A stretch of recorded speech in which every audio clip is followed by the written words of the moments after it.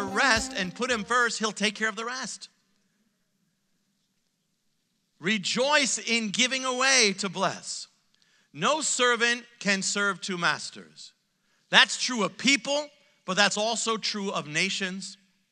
Israel was dedicated from its birth to serve God's purposes. But early on, it found itself torn apart between God and foreign gods, particularly the god called Baal, or in Hebrew, Baal. Baal, or Baal, was the god of increase, prosperity, fertility.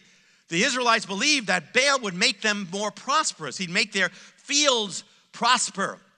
It was as serving Mammon. But Messiah said nobody can serve two masters. You cannot serve God and Baal. Now, we have evidence by archaeology that they actually tried at first to combine God and Baal, merging God and Baal together. And you see that in the first, for instance, when they make those golden calves, and the golden calf in Egypt, when they make the golden calf, when Jeroboam makes it later on, when he breaks off from the southern kingdom, they say, behold, this is your God, Israel. Or this is the God who took you out of Egypt. They're joining Jehovah with Baal. Now it's interesting because that's what a lot of preachers do. They take God and merge him with Baal, with money, with prosperity. God does prosper, but he is not money. So first they tried to have both, Baal and God, or money or prosperity and God, together as their two gods. But in the end, Messiah says you can't do that. You're going to end up serving one and hating the other. And that's exactly what happened. What happened is as they moved forward in this, they ended up outright worshiping Baal and hating God. And the more they went to Baal, the more they turned against God. Until it became despising, it became persecution. They started hunting down the prophets, hunting down Elijah. And Elijah would challenge them on Mount Carmel and said, how long will you go back and forth between two opinions? If the Lord is God, serve him. But if Baal is God, then serve him. Or as Messiah said, you cannot serve God and Mammon. And they couldn't. And so there was another nation that was also founded for the purposes of God, and that was called America. Founded to serve God, founded, dedicated to God at its origin. Those who established it at Plymouth and Massachusetts Bay and Cape Henry dedicated this new commonwealth to be for the glory of God. But America, as ancient Israel, has also found itself between gods. God on one hand and Baal or Mammon on the other. From early on, you always had that battle between God and gain. And it was that impulse, that same impulse for gain that brought multitudes of slaves to this country and put men into slavery. And it's the same thing that's pulled many people from faith. It was that impulse. But you have these two things with America, but what's happening is it has shifted to Baal. To the point, it began subtly it's materialism, but what happens now, in the end, it becomes overt, and America becomes more and more overtly going against God and driving him out and warring against him. It's there. You look at the money. It says, in God we trust. And yet, in America, we speak of the dollar, they call it the almighty dollar. Conflict. If there could be a center of the worship of money, it would be Lower Manhattan, it would be New York City, it would be the financial district, it would be Wall Street. Standing in front of the New York Stock Exchange is a statue of George Washington with his arms stretched out as if it was stretching to Wall Street, but it's not, it was stretching to a Bible. From the day of his inauguration, America's founding day. And that day that he gave a prophetic warning saying basically that if America ever turned away from God, its blessings would be removed. He gave this warning in front of what is now the New York Stock Exchange, the center of this wealth.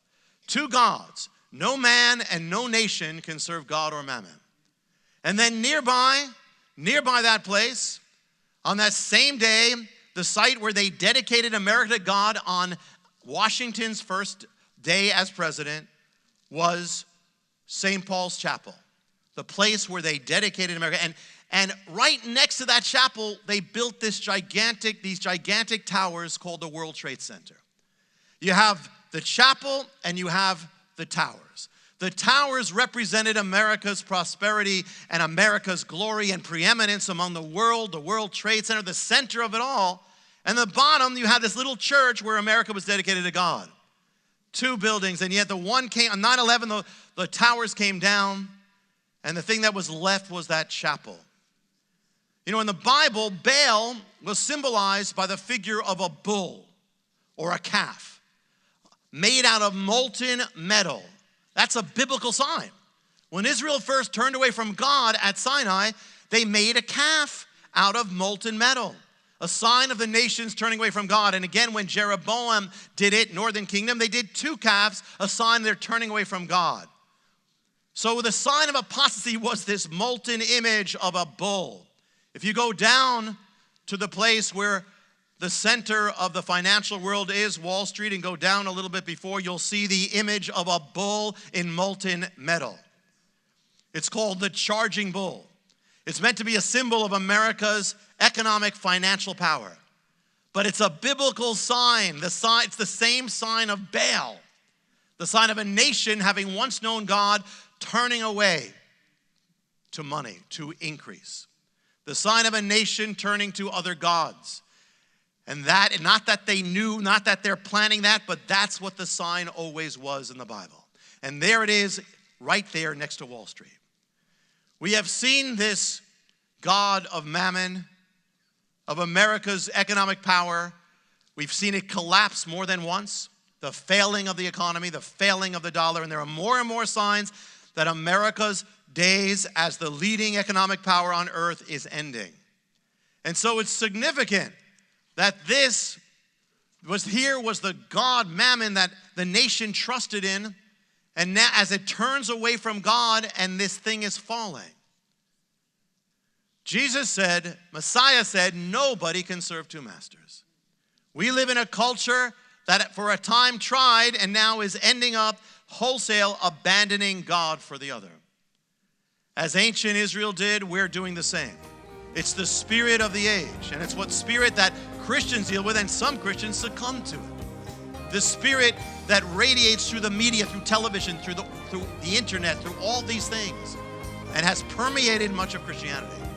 All the more Messiah's words are crucial today. As his people, it's even more critical now. Because as the culture is so driven by these things, we have to be so much not driven by them, but driven by God. All the more crucial. We have